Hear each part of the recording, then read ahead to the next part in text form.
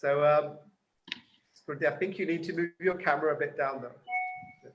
So, again, welcome everyone. I think I want to move more into, we've got an hour and I know it's going to go pretty quick, with the kind of stuff we want to talk about. I think there's a lot of excitement from around the industry. Hear what, you guys want to talk about and, the kind of challenges that you amongst everyone else is dealing with and the kind of solutions you're looking at. We've already maxed out on this Zoom one. So we've already got 100 maxed out. It's streaming on Facebook already. I don't have to do any introductions. I think we're just very fortunate to have. Guys, can you hear me? Yes, we can. Yeah, very loudly. We're very lucky to have Samir from JCB, Spoorthy from BBlunt, Vikram, the two Vikrams, one from Enrich and one from Bounce, and Ishtayak as well from Truefitt and Hill. So I think so on this session, we're not really going to cover much on the hygiene and sanitization bit because Vaishali from LTA did a great job yesterday covering a lot of the technical aspects of that. And everyone knows that's the kind of stuff we've got to deal with. So what I really want to have this conversation be more about is the business end of it. Right? So what are some of the big challenges you're facing as a community? I think Spoorthy, I'm gonna jump in, last in, but I'm gonna ask you the question first. What are some of the big concerns keeping you and the team up at night? What are the big challenges you're dealing with right now?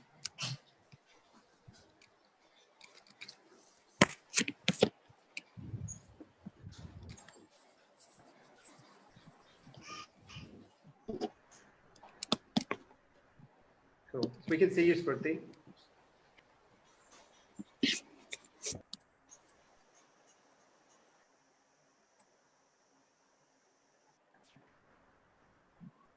I think we're having some challenges with Spoorthy there. Then I'll throw that open to Vikram. The message, she doesn't have audio, so maybe somebody else can go. Yeah, so I'll go to Vikram from Enrich. You just unmute him, Kathy. Okay. What are some of the challenges keeping you guys up at night right now? Quite a few. So if you see this epidemic, it has impacted practically each segment of the value chain, right? We have government who's struggling, we have customers who are cautious, terrified.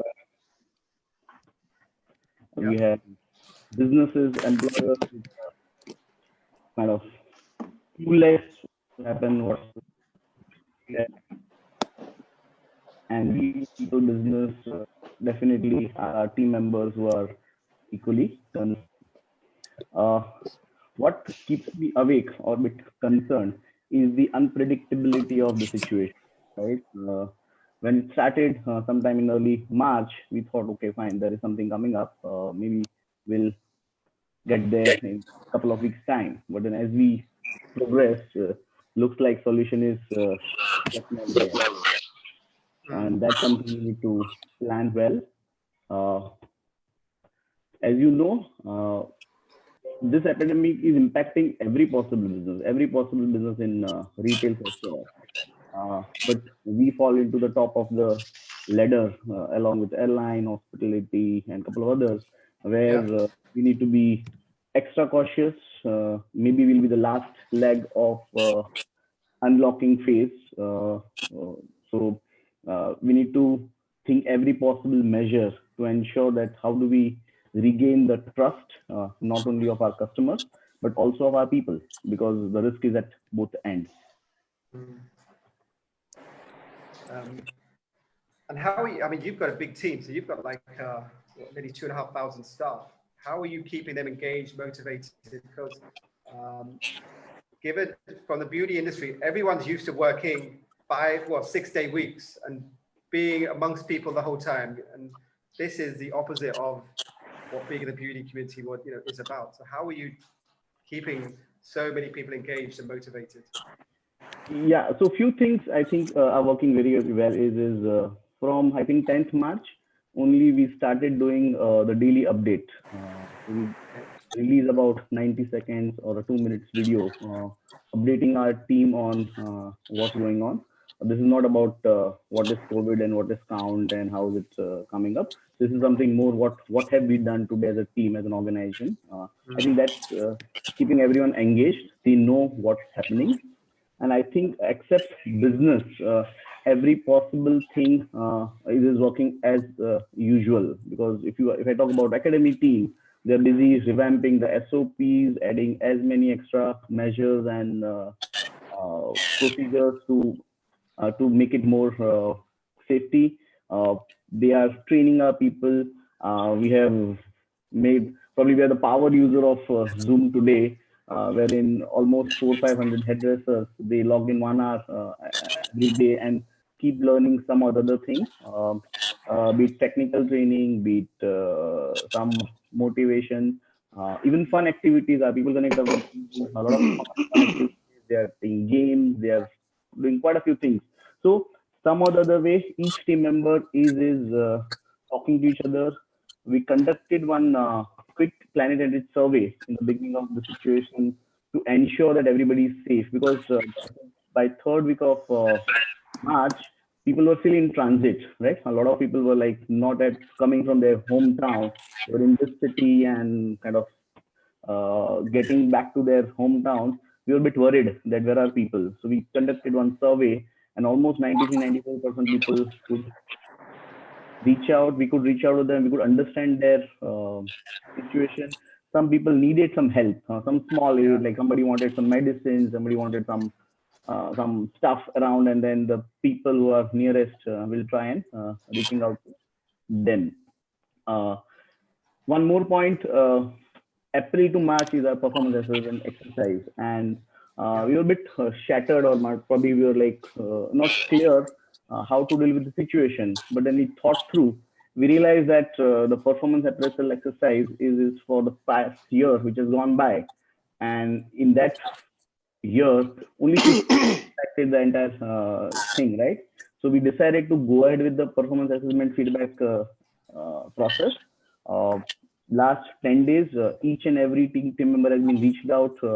No doubt this year on Zoom, unlike all previous year where it happens on one-to-one, where a manager or an individual team member and a People Connect team, we shared their scorecard, their performance, and that exercise has been conducted. So quite a few things which are keeping us busy, except I would say. Yeah. I mean, it's pretty phenomenal. You're still doing the appraisal system, given most of us will probably think. Right. Now, yeah. And having said that, yes, we are releasing scorecard, giving them what is the rating, but still working on a model, how he or she is going to get rewarded. Because at the end of the day, this is the time where we are for survival. So definitely there are going to be some tough decisions, lesser payout, and we are proactively keeping our team engaged and informed about these things. And have you found that they generally on board? Because obviously, every year staff want to get more money, they want to get their hikes, their promotions, and pretty much that's all gone out the window. So okay. What's been the kind of feedback so far? Yeah, so what we did for March, at least the moment this lockdown was announced, we released incentive for the February, because we pay them generally 1 month later.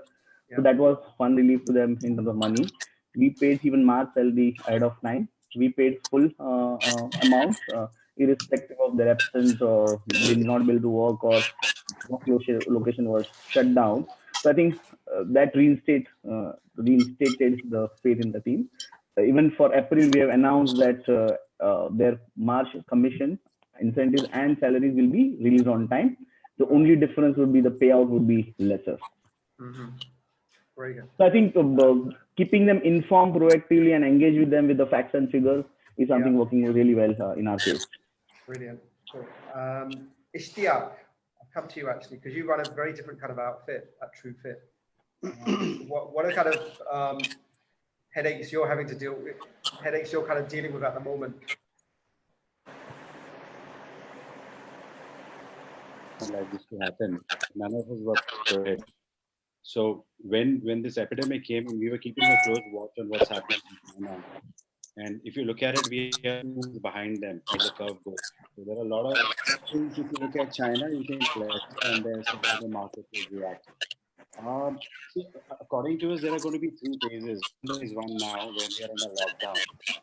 And our major concerns today is our staff, um, the government payout, which is the salaries, the government payouts that are there, our rental payouts, and our customers. So, these are the 4 audiences that we need to address. Um, we still don't know how this is going to pan out and how long this is going. There's not much which has happened from the government end for the industry so far, except for the moratorium which was been announced by the banks and that has been honored. So today, if you look at it, if your businesses are shut, you have 2 costs on your head. One is your rental and one is your salaries, which is still going on. And as a business, you can bear it for another 1 month, 2 months, or 3 months. You may structure it out in a way. Yeah. Well, it doesn't end there. So today, if you remove a lockdown and you see the countries which are ahead of us, it's going to be a gradual removal of lockdown from different businesses. Now, our businesses are such that 70% of the costs are fixed. And if you are in a situation where you're getting a 30-40% less revenue, which is the fact that you will not have people walking in the way they did before, then it's a question of surviving. So once this lockdown is over, you have to come back and start the operation. You're in a pause mode. And the way you're going to survive is, A, your focus is on cost. How do you control the cost as you open, and even today in the lockdown, and how are you going to fund it? Because business is not going to throw up cash, enough cash to keep your operations going. So you'll have to take a lot of hard decisions as business owners once this lockdown is over. And post lockdown, till time we are out of this COVID epidemic. I'm talking. I mean, I think it will only be another 6 to 8 months by the time we have the vaccine or a control and it go out. So I think we all need to be prepared to take hard decision on. We have to decide, if you're running multiple stores, what to keep up and running and which one to close. Because you can't keep running stores running under losses. And if you have stores which are making losses, 6, 8, 12 months are not going to make money. Second is coming to staffing. When your business is going to go down and you're going to have lesser number of clients walking in, you will not be able to operate at the same level of staffing. Thirdly, your rental is a big parameter. That's nearly 30% of your cost. We all are talking to our landlords, but there is no clarity if it comes to force majeure or you want to get a rental waiver. Lockdown period, you can fight it out, but once you start operation, that liability comes on your head. So I see this phase, it's at a pause. Today only concerns our government dues and salaries that we are all addressing and keeping our client, to keep our clients engaged. Or if we have membership, we've frozen the membership, we're taking care of our employees. Post-COVID is going to be more challenging from a cash flow, because if you start your business operation, all your expenses are going to come in. Yeah. And your sales are not going to be to that level. So how are we going to fund that gap in operating cost the 3 months, 6 months? Yeah. And if you're able to survive the 6, 8 months, then there's a better opportunity ahead, because I probably foresee 15 to 20% of players going out of business. Because if you look at the industry per se, it's not a very high business. Everybody's balance sheet is available today on ROC website. And if you look at it as a very thin margin business, the way we are operating, the larger the operation, the larger the exposure you have from the banks.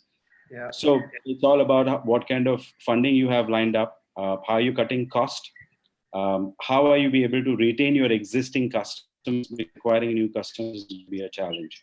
So you do have a definite strategy how to deal with it. But as we are all learning, we are all sharing between the forums. We keep and we take one day at a time as we move forward. It is not easy for anyone. I'm going to move south, so I'm going to move down to see what Vikram from Bounce is doing. And obviously, it's similar headaches I think we're all experiencing in the chain business. So how are you dealing with some of these issues? I think both Vikram and Ishtayak have covered pretty much what is going on. But I think what is really looming, I think, on everybody's mind is there is no roadmap, right? So we really don't know what's coming around the corner. So we can prepare, we can all sit down, discuss, talk. But at the end of the day, this whole situation is not in our hands. It's not in our control. So we have planned for the next 3 months. Obviously, we don't want to let anybody go, any of our staff. Same issues with talking to our landlords.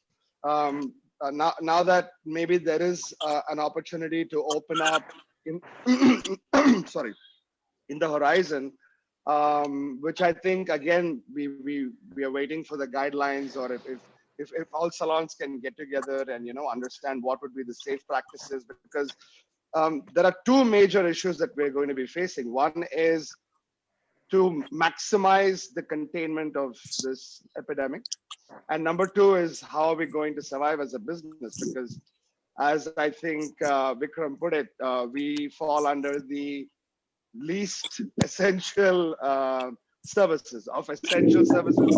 We're right at the bottom, but we're also right on top in terms of spreading, because there's so much of physical contact, and it's very difficult. Yeah, touch and social distancing.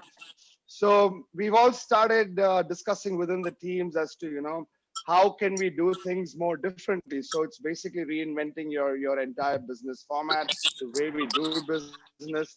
I think home services is something that's going to be a lot in demand. And more than that, I also think that we'll have to figure out from... Is that legacy planning? Sorry? Is that legacy planning? Yeah. So at least he gets a decent haircut. So like, cut his hair, but I had to cut my own hair. So sorry about this. No, so what I was saying is we're going to have to, all of us, get together and really figure it out. But everything right now, honestly, is a big question mark. We can all sit down and discuss what we're going to do, but when the doors open, how are we going to open it? Being, having multiple branches in multiple cities, is it going to be a slow opening? Are we going to operate few hours a day? What is government's, direction for us? All of this is up in the air. So this is a very confusing moment for all of us. So I think we're all lost. Are you like about how Ishtayak kind of intimated that looking at the profitability even for individual salons? So are you scrutinizing every outlet you have to see are they worth retaining, and looking at those as tough decisions as well? I hope we don't have to get to that situation, but definitely something that we have been discussing within the team is, if and when we open, we will open up the busiest salons first. So just an example, again, none of this is all up in the air again. So let's say our busiest salons, we will probably open every alternate day. And then the slower salons will probably function 2 or 3 days in a week. So, but hopefully we don't have to close anything. I mean, that would be a nightmare. Yeah. All right. Spoorthy, what are the challenges keeping you guys, your team up? Because you're also large chain, multi-geography. So I get a lot of the points have been covered, but what are you guys thinking of in terms of is there anything different you have to do with the business model, with the outlets, services? Like, are some services not going to open in the short term? How are you guys coming at this? So, Vikas, I just missed a large part of the discussion. I kind of joined in late, but pretty much whatever I can catch, I think at high level, it's almost a very, very similar situation. And clearly, we all have to cross too many bridges now, before we reach our destination. And I think it all, everything hinges on the extent and, depth of the spread of this virus. And it is clearly not going to go very soon. I think the sooner we come to terms with it, the better it is for all of us.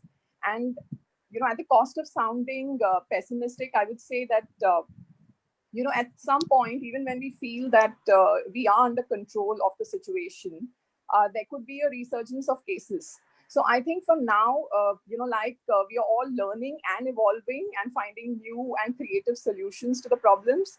so is the virus evolving and mutating. So the challenge is only increasing, you know. So I think certain business transitions, definitely some big shifts have to be made. I think, you know, these are business compulsions and we have really, really no choice about it. But like everyone said, we also want to keep our team together and, you know, not just in terms of engaging with them, but also ensuring that, you know, they are as enthusiastic, because when there's no work, I think people are all demotivated because everyone's messaging me that they want to come back to work. Right. It's not really a business model that you can work from home. So I think, you know, some of us. Absolutely. I think even for the back office guys also, it is pretty much challenging because, you know, that's not the setup that we have normally worked with. So it's like a transition that we are all, you know, doing. So I think it's imperative for all of us to balance all sides, because if you're only going to take decisions basis, you know, the business sustainability, you may not have a team to go back. You know, and if you take all decision basis heart, you may not have a business that has survived. So I think thinking in terms of all aspects of, you know, client management and, you know, team management and the business survival, I think it's today we're talking only about business survival, and really it's not about the growth phase. So for me, I think I see two worlds. One is the pre-COVID, and now we will see only the COVID, because I think also we should not use the word post-COVID, because, you know, post-lockdown is not equal to post-COVID. Good point. Right? Yeah. Because, you know, like I said, it's totally something that we will have to deal with. This is the life that we will have to live with, and we'll have to come to terms with the fact that there is this infection and it's not in a hurry to go. So I think for business leaders and for business owners, this is a time not to be tentative in decisions. We really, really need to think on our feet. We have to make big shifts, and of course, revisit our annual plans, because, you know, those plans and those allocated budgets now may not hold, you know, any sense, because, like, for example, we had planned to expand on our company goals, but clearly that's now on the back burner. So you'll have to make a lot of robust short and mid-term plans and, you know, kind of revisit your budget allocations. And clearly in my head, when I think about it, I think there is, you know, this hierarchy of priorities. It's called, the acronym is Moscow hierarchy. So M is like your must-have initiatives, which would be typically your non-negotiables in the business. S would be your should have. C would be your could have, and W would be your wish to have. So I think right now, all businesses, big or small, should only focus on the must-have initiatives that they have planned for the year. I think the rest of it all can be temporarily suspended, and that's how you can really stretch your cash flow for a longer time. You know, that's my take on it. Yeah, I don't know if you saw the news yesterday, but Unilever globally basically scrapped their targets for the year. So, and they got hammered by the stock market, but I think they're being sensible and prudent. But they just said, whatever we set for this year, we're just scrapping. So Vikas, in my mind, you know, this last year versus this year, that kind of comparison won't exist now. It'll be, you know, pre-COVID and COVID comparison that we will be really looking at in terms of business numbers. Cool. And then Samir, I want to come to you because, you know, you're part of the chain community, but then you've also got the international element, because, you know, you've got a parent company in France. Plus we were talking a bit about, you know, the news yesterday before the call started about Dubai opens up today, right? So its hair and nail services opens up. So it'd be interesting to hear from you, you know, about, are you getting any guidance from what's happening in France? Are you making your own decisions? And what do you think of the kind of Dubai element? I mean, it's only day one so far, but that kind of approach to what the government's, you know, kind of recommending, the kind of opening up of that community. Sure. So I think, first of all, thanks for putting this whole piece together, and very happy to see a lot of people there, 100 already, and a lot of messages coming to me that they're not able to log in because they're the maximum participants. So maybe you'll have to do that's Facebook, good news, you know. Yeah. So maybe this is a new way of doing things. But having said that, I think just pause there for any. Well, I don't know if they can't hear us, but they go on Facebook. Be on Facebook. No, I think couple of things before I get into answering your questions. First is that we were the first guys to, at a chain level at least, to shut our businesses as early as 16th, even before the Janta curfew or the lockdown got announced. For us, paramount was safety, both for our staff as well as for our consumers. And Paris, whatever supports us, I think they have been struggling because France and Italy have been the worst hit in Europe. You know, JCB doesn't have much of a presence in America, but I think France, Italy have been very, very badly hit, and we all know that. So they themselves haven't, I mean, such developed markets, such developed nations, first world countries, the best of medical practices, you know, modern medicine, lack of poverty, hygiene, cleanliness, all those things which are, you know, those things are given in those countries. Even those guys were hit and they didn't know what hit them actually. Yeah.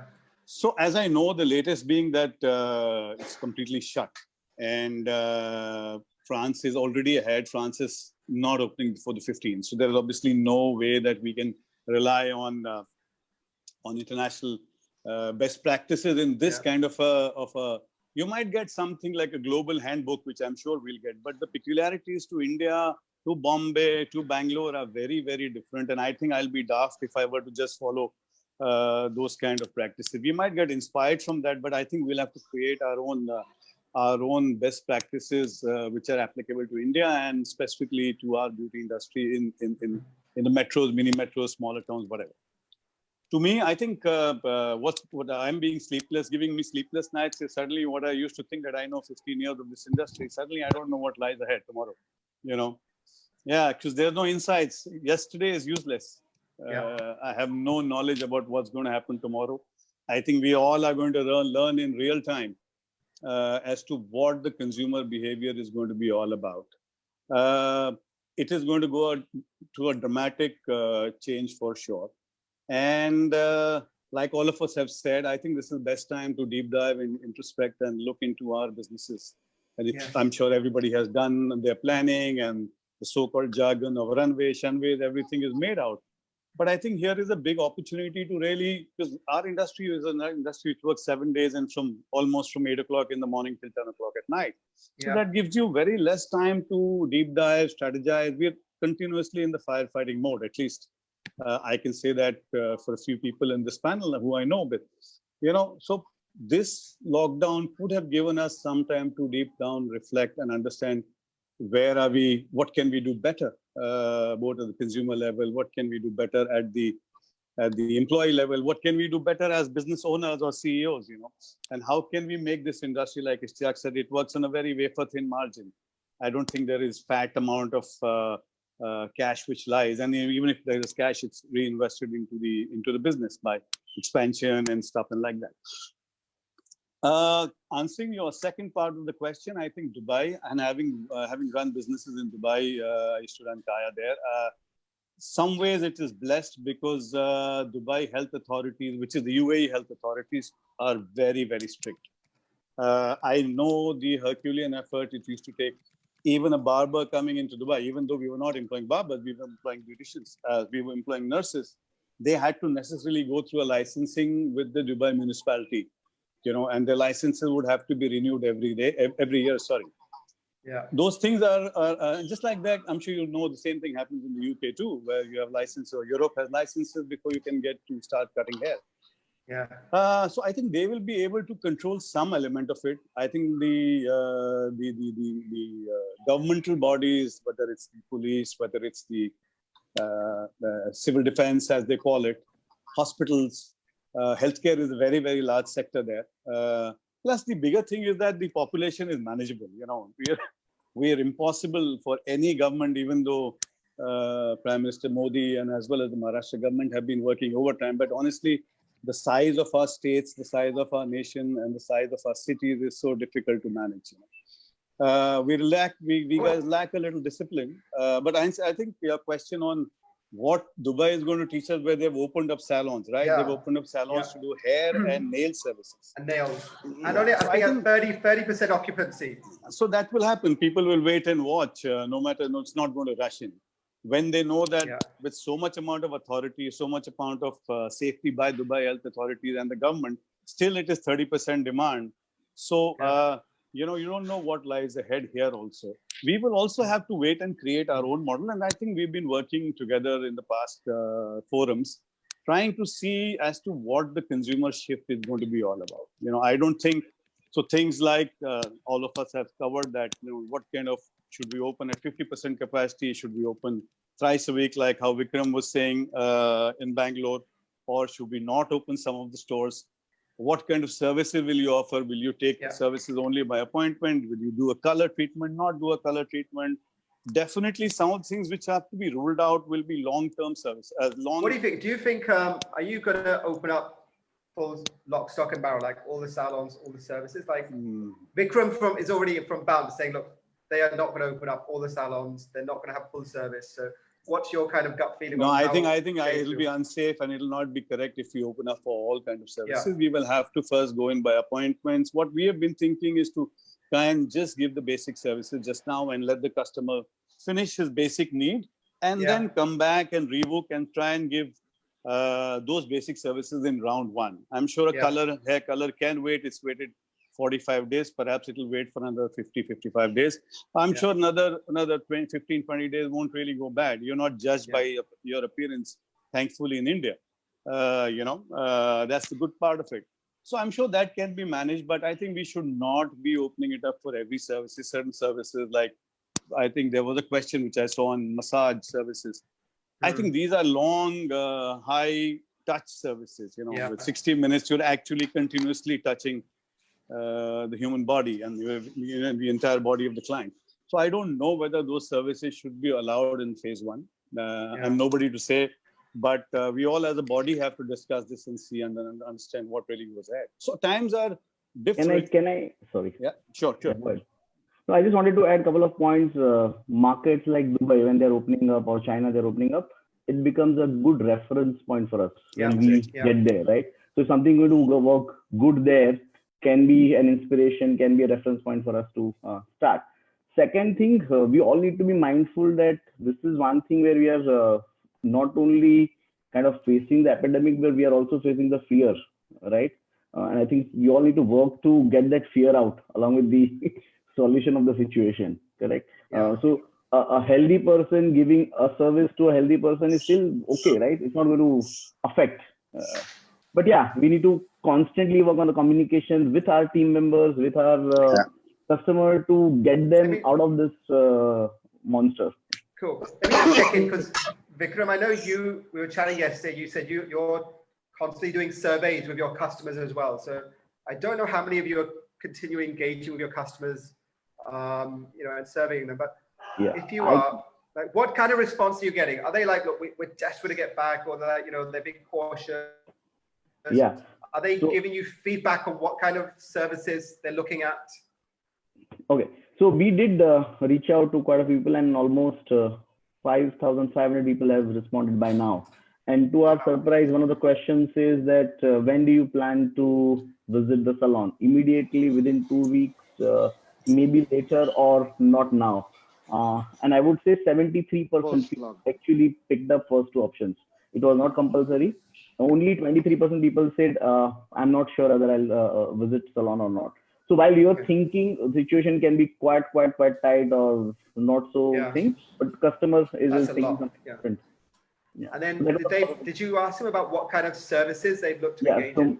Yeah, so most people prefer in hair, they clicked on haircut and color, which is obviously the basic services.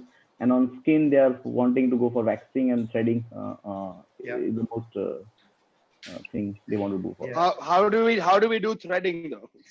Yeah, so in threading, we need to change the mechanism. So we are working on a situation where you do threading with the hand or with the tweezer, right? We need to change the entire method. In fact, we had stopped threading from 13th of March as a precaution to our customers and our people. But now when we relaunch, unless we get there perfectly, our technicians get used to doing the threading with hands and tweezer, we will not do it. No, I think responsibility lies on salon brands to a very, very large extent. And, before you really throw open the doors, we will all have to, suppose, what I think Spoorthy, what she was saying, that God forbid there is a second round. Or God forbid, even in round one, if the smaller salon guys do not practice certain levels of hygiene and, something comes up, then it's going to be a severe issue to manage. And, they just like Maharashtra, they'll just shut you down again. So, it's very early stages, but then we have to be prepared. You just can't open the door for every damn thing. And are you, this is an opportunity, first time for the industry to hear, big chains talking together around this kind of issue, but are you as a community coming together offline to talk about, look guys, what are we doing? How are we going to handle this? What kind of message, best practice guide ideas do we need to put together? Or is everyone working on their kind of individual business right now? Like I said, I haven't met Vikram in 6 years. In the last 20 days, I've met him so many times. But I'm enjoying it. No, I think, yes, a lot of us are working on this. Vikram, would you like to comment? Vikram, M or B? Both. We've been all Vikrams are on the same page now. Thankfully. We have initiated some campaign called Me Too, because it's not about me being cautious or me being... There's some disturbance. Yeah, so you've got a campaign called? Me Too We, right? Me because Too end of the day, it's not that I'll be safe or you'll be safe, right? We both have to ensure that both of us are safe together, right? So we feel that that is going to be the crux of our marketing communication for some time. In fact, we have changed our tagline, love begins with us from you. I think I'd just like to plug in another campaign that you're floating right now. Oduna and Avan have launched a very massive campaign, which is called Grow Out Challenge. And actually encouraging clients, to grow their hair out and not, just get desperate and start trimming or cutting their hair. And we are saying that we are in it with you. So all our hairdressers also have been part of this challenge, and they're all growing their hair out, just, to show empathy to the entire client community. I think none of the bigger... I'll take part of that, because I'm desperate to cut my hair. No. What was I telling you? I think none of the big chains have really gone and done a DIY on haircuts, or hair color. Yeah. You might see a lot of independent videos touring, but I think what Spoorthy is saying, what Vikram and I, and both Vikram are saying, I think it's totally against to promote haircuts and, use kitchen scissors. It's unsafe and stuff like that. So I don't think any big brand has really gone about it. Neither have the brand partners said that you guys talk about this. It's really unsafe to do professional services at home. It's dangerous. We all are conditioned, right? Just want to add one point. We are all conditioned. Like, are we going to not have maid when things go normal? Are we not going to step out? So that way, we'll also go and do what things we are supposed to do, right? It may take a little time. Spoorthy, you were just talking about the campaign for your customers. So have you also been doing any kind of surveys with your customers to see how quickly they're going to return, and when they return, what kind of services they're going to look for?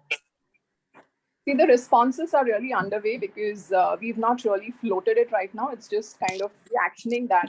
But I think the gut feel and, the industry experience tells you that the share of the wallet spending is definitely going to go down.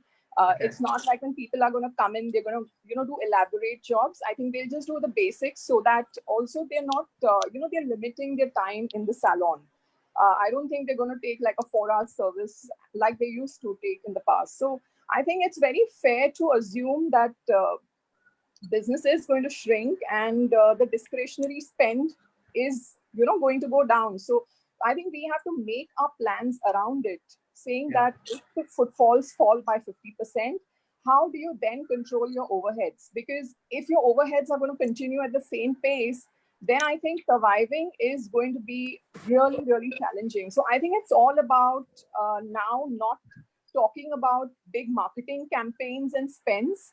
It's about how do you control your overheads. And And the most important thing there would be, of course, negotiating and renegotiating with your landlords in a way that your rent is, partially revenue based. Of course, they're not going to agree for a full revenue share model.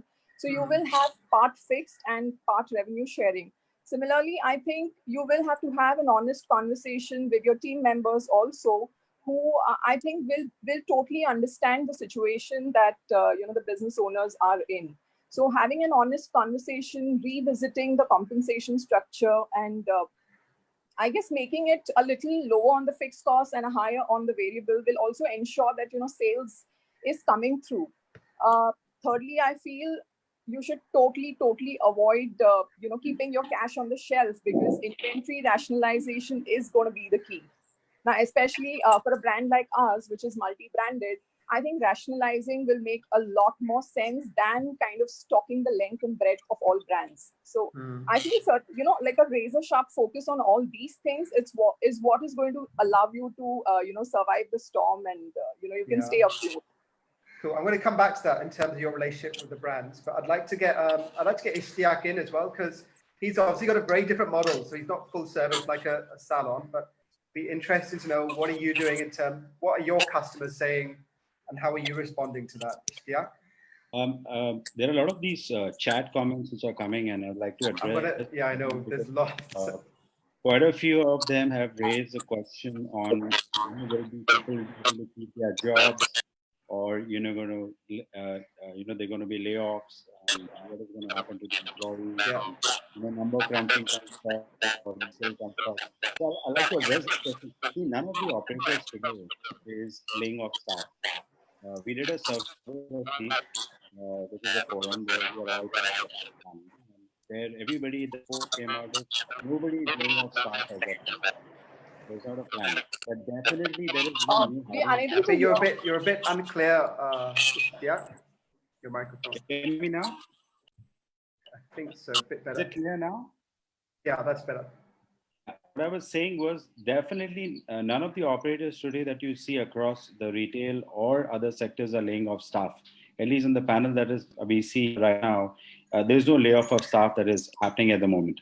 But when the layoff will happen, see, tomorrow if you are running a business and you're running a store, you have a huge investment which has gone into the store. So as a owner of store, the last thing that you want to do is shut down a store. Yeah. Right. That's the last thing, because then you're straight talking about writing up a huge investment, which would vary anyway from 50 lakhs to a crore and a half based on the size of operation that you're running.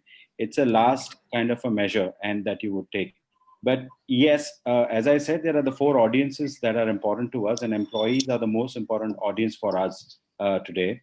And I think everybody in the panel would agree and has taken care of their employees. Salaries have been paid. Either they are paid in a structured format, or they've been paid upfront based on what the actions are. We operate four different formats. We operate a barbershop, we operate a salon, we operate a spa, and we operate a gym. So we have four different verticals that we operate as a company. And I think our intent is not to close, because even if you look at a gym per se, as an investment goes around 4 to 6 crores. So you're not going to shut down the gym after 3 months and say, okay, let lay off the employees. So I think everybody need to be, at least from the employee perspective, I would like to say if the message has gone out in the right way, is a job secured. That's one. Secondly, there is no new hiring, which I foresee will happen the period of 6 to 8 months, because there will not be a scope. And also, if you look at it, the organizations that are there, we spend a lot of time, effort, and money in training our staff.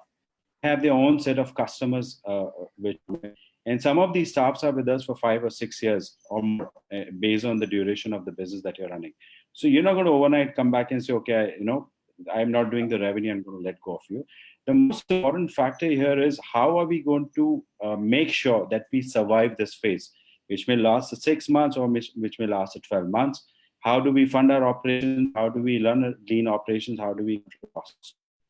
So that's how we're going to run the business moving forward. But as I said, if it comes to a point where you have to take a hard decision, everybody will suffer. The business owner will have to write off the investment. The suppliers of product will suffer. Members will suffer who are coming into this. So there's a cost to it. But I hope we don't go to that stage, and I hope we see better response from the customers after we open up. And we are able to survive this whole phase, which will probably last for a couple of months. Yeah. Okay. I want to bring Vikram in, Vikram Mohan from Bounce. More so, obviously, we've been talking more about the cash flow efficiency, the tough decisions, but Spoorthy talked about the vendor side and the brand side. So, how is your relationship with your kind of partners, your brands at the moment? Any kind of decisions you're having to make there in terms of brands, products you're stocking, switching, etc.?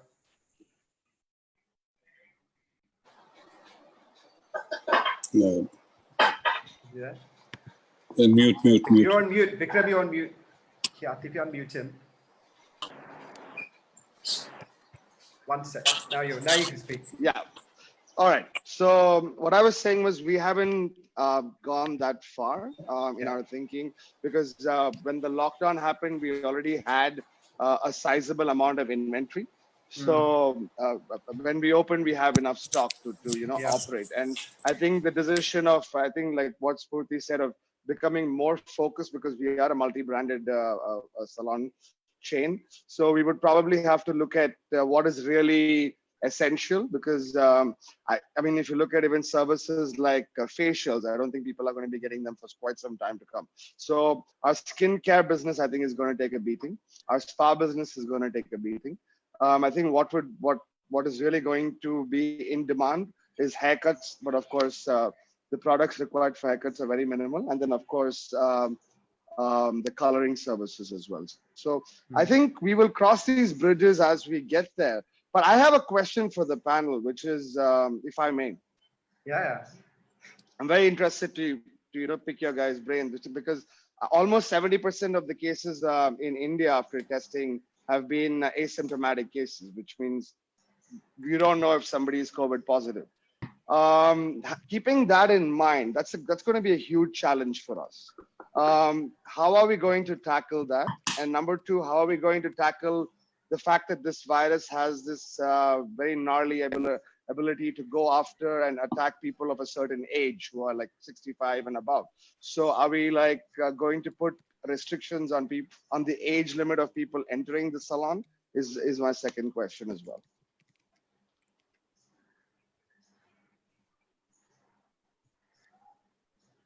I wish we had a clear answer on this, but I think we can do as many things we can, right? No, I don't think there's a clarity at this stage. So one is that, this Arogya Setu has come up, so which says, okay, fine, I do the assessment and customer can be declared. But I think what we are going to do is we are going to ensure that every morning our team members do this religiously. Second thing, we'll also have to follow this zoning, where if a customer or if our technicians or our team members are coming from those, we'll have to kind of restrict them. Third is general sentiments what we get is salon will be busy for few weeks. So there are two options: either you operate one shift and manage as many salons you can do, or you extend the shift. You ensure that we are working in shifts. Salon timings are extended. We are working in shifts. We can take less number of clients at a time, but then we can service them for more number of hours to kind of minimize this. These are all practical situations we all need to think through, right? And then we need to keep experimenting, keep innovating, keep failing, and keep repeating few things fast. So if but there are some technology. Sorry, just last point. Some technology solutions are coming in, which is not only a thermometer. So I'm not talking about those basic hygiene where masks, sanitizer, and all those things are going to be part of our thing. But there are technology which will also kind of check on the blood and body stuff and can actually cover such cases as well. But they are under test. They are waiting for clearance. We all will benefit out of it. I think just to add to that and address Vikram's question there, I would really like to say that we can keep adding about 50, 100 protocols within our salons, right? But like I mentioned earlier, the high level problem here is that because the industry is so fragmented and it's unregulated, I think the big worry will be that you will be only as strong as the weakest link in the chain. So how do you regulate, best practices across mom and pop salons, across chains? I'm not saying, we are all going to be perfect. I'm sure there could be mistakes happening even on our side. But how do you because there's no governing body here. So I think my submission would be to Vikas here, because he's a neutral organization. If you guys could really work with the community, salon community, and really, ensure that there is some amount of good governance, standardization in terms of hygiene and sanitization and all of that stuff. Because whatever you do at a unit level, like Vikram from Enrich said, it's not about I, it's about we. So I think as a community, we all need to respect and follow the protocols. No, I think just taking off from what she's saying, I think apart from bodies like you who are, exhibitors and the product companies, which are the biggest players, they have to play a huge role. I think their reach, they must understand that all the big boys which play in the Indian market, they're very, very dependent on this industry opening, not only opening, but also running without anything. So bigger than all of us are these guys and their reach and their communication channels, their distribution channels, their ability to convince and to reach out to the small town is far more than all of us, So I think their role is going to be of paramount importance. I'm sure, and these are multinational big boys and they have big pockets and deep pockets to really come up with a lot of best practices. And not only that, but also drive that. Ankit is listening to you. Oh, yeah, absolutely. No, I think apart from that, every person from the supply side, there are a couple of guys who asked me also. I think it's too early for us to say that will new products get an introduction. So I'm not here to break anybody's heart, but I think it will be very difficult for any salon owner to bring in something new at this stage, at least for the first 3 to 4 months. So sorry to disappoint you, but at least this is my take. Maybe some other people will differ. But for us, we have a very large innovation pipeline, but I think all that is going to go delayed by about 6 to 9 months. So I don't think any new brands will come in. Rationalization of shelf has to be a really, really big, important thing which will need to play, like how Spoorthy said. You'll not only have to look at fast moving, you'll have to really define what is fast moving. So that all those definitions. So I said the entire business model is going to get a rejig. So it's very difficult to comment that home services will do well, this product will do well. But yes, we have to keep building scenarios. And I think, and keep waiting and seeing that when we open for the first time, let's see how the consumer reacts. We all thought that home delivery is going to be great, but I don't think home delivery is happening in a big manner. So a lot of challenges still lie. Yeah. Before we start wrapping up, actually, something that even Vikram M alluded to earlier was that home service issue. So the urban clap of the world, obviously that's big competition and that's been having a big impact in itself before COVID. But are any of you guys looking at that as a solution in the short term, that you'll start branching into home service to keep connected to customers in a more kind of safer way? We've already started getting requests and on our Facebook page and on our Instagram page as to whether we would start doing home services. Obviously, we don't have a very organized home service department, but it's something that we're seriously looking into. But it comes with its own again and positives. I mean, it's me sending my staff. It's pretty much like sending a frontline staff, into somebody's house, and their protection is once again could be compromised. So I think we will give a choice to our clients. We will have to do some kind of a background check on the customer. There's a lot of stigma attached to this because I think everybody is paranoid, especially with this lockdown being extended and what's happening around the world. So home service is something that we would like to do, but it's something that we have to do very carefully. What about you, Spoorthy? I think clearly not at this point in time, because we don't want to reinvent the wheel right now. Budgets are going to drive our strategies and not vice versa. So clearly no. And secondly, I think we do not want our team members also right now to be in a vulnerable situation, because you are again exposing them, and I don't think that's a good call. Samir and Vikram and Ishtayak, your view on that one? Yeah. So in our case, we do have a home service business, Yeah. which will continue. The question is one thing that you want to do it, but the fact of the life, even today, if you see, every possible retailer is struggling to deliver products at home, right? So the willingness from technicians, our team members, their safety, and where they are going to visit is going to be key question. Secondly, yes, we are also exploring adding a couple of more services, but as I completely agree to Spoorthy's point that we also need to keep it very balanced. That by doing something short term should not kind of get us into trouble in long way, right? Yeah. Ishtayak, any view on that? No, we're not in that business, and we don't intend to be doing home service anytime soon. We explore that option, but if you look at the average yield per service and the number of services that you can do per technician is not that good. So I think we'll have to wait for this segment to grow and then look at it maybe a couple of years after that, but no plans as of now. For us, I think I have views that this segment could open up first, and I really before the salons open up, because if we don't, we'll have to keep waiting. At least my effort would be to sincerely get these services going earlier than opening the salons.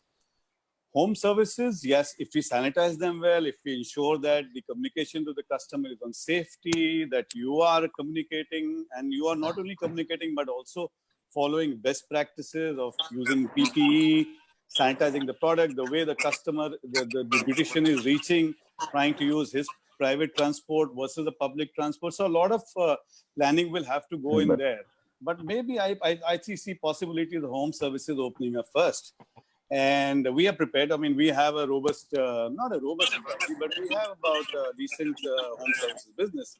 But at this stage, I would also encourage the staff which works at the salon. So if your salons are not opening, would you want to also look at doing home services? That's what I would like to propose to everybody. At least get something going. Otherwise, you don't know when the fixed asset business is really going to open up. Yeah, interesting point. Yeah. Just one Before I wrap here up, wanted to add is products can be a good opportunity, because home delivery of home care products will be a new norm. So customers salon make it at home, but they are getting habituated to call at home. Yeah. So we may have to redefine our entire process flow to ensure that we give that flexibility or option to the customer to deliver the product at home. Yeah, that's an interesting one, and we're actually hearing more about that in the market. That salons becoming essentially shops or distributors of products as well. And you can see on the high street how beauty centers have redefined themselves. So obviously, beauty centers can't open, but nearly every beauty center has turned into an essential service, convenience store now. So and we've seen just where I am in Bandra, every beauty center is open non-stop, supplying groceries. And they've taken, it's good initiative, I think. No, I'll just tell you, I think earlier on to this, there was a webinar, I think Vikram and I attended. We all know this Momos guy, right? So Momos guy has started delivering vegetables and grocery. I found it a bit too experimentative. Yeah. But 4 metros, he started doing, he's delivering groceries and veggies. Wow. In fact, in Retail Association of India, you guys are not doing that, right? So none of you are going to deliver groceries. Not vegetables. There is one more idea. If any of your team members wants to work for, sorry, it's just cut then. Yeah, repeat, Vikram. We couldn't get you. Yeah, I'm saying there is one more thought floating around where if your team members want to work with any of this retail grocery brand for a temporary purpose, they are ready to employ. Well, yeah. Okay, before I wrap up, I just going back to Spoorthy's point. So funny, so each of our teams across the world, like in London, Dubai, Africa, and here, all been getting approached by the brands and the salons to look at best practice stuff. So we were having a global call this morning and saying, why don't we just all work together? Can we, as a global PB community, put together kind of standardized, okay, look, this is your pledge as a salon, the kind of top 10, 15 kind of things you have to do to give customers that confidence that, okay, this is a safe salon to visit. Because I know even in India, a lot of the brands and the salons are doing their own thing, but we're looking at, can we come together as a neutral body to kind of harmonize that so that, you know, you kind of agreed these are the top concerns a good salon has to take care of. You know, that is going to be a big issue, because last night we got one scare story in Colombo about, you know, one barber apparently getting COVID. So we need to avoid those scare stories happening as much as possible. Also, Vikas, just to add to that, 1,000 people quarantined. Yeah. Just to add to that, if you could also manage a process of accreditation, that would be fantastic. We're actually talking to VTCT and Sidesco and Siptac in the UK to look at how do we get a global accreditation with regards to hygiene. So it makes it easier. And it's not just simply, you know, an ordinary badge out there. Desco is offering for long. Yeah, so we're talking to them globally about this now. So that's what I got an update this morning from the UK team. Great. Super. We are over time, and I need to go before Ankit keeps pitching everyone.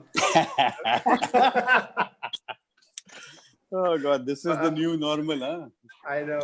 But I really want to thank each of you, because it's been very enlightening. And what's been good is that you've been frank and honest, because that really helps in the conversation. And I think as we were talking about our driver, and the whole point is, you know, if we can get, you know, the big guys, you guys, to say, look, this is kind of protocols and how we need to operate. And then the job is to drive that home across everyone all the way down to the ground, so that it's not about competing anymore. In the next 6-9 months, it's about how do we come together as a community to really make sure that, you know, we're strong and we come back strong, you know, and safe and hygienic, because it is a tough industry to be in at the moment. So I really appreciate your kind of frank conversations today. Thank you for having us. Thank you so much. Thank you, Thanks, guys. Vikram. Bye. Bye-bye.